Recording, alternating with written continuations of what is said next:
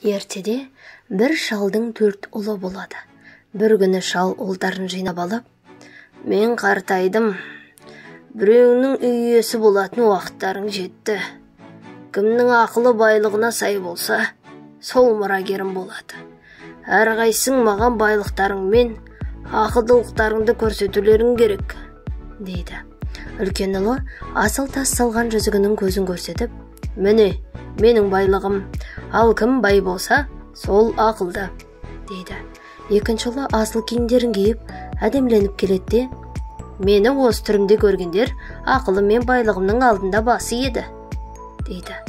Үшінші ұлы күміспен және алтынмен апталған белдігін буынады да, «Мұндай белдікті ешкім ешқашан буынып көрген емес», дейді.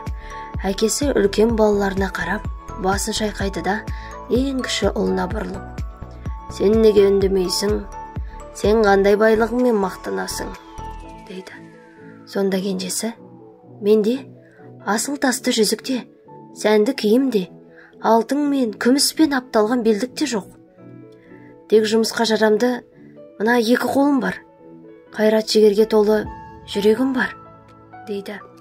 Шалға кенже баласының тапқыр да ойлы сөзі ұнайды. «Жұмыс істей білген адам жұтамайды», деп өзінің кенже ұлын үй шаруасын басқаруға мұрагерлікке атайды.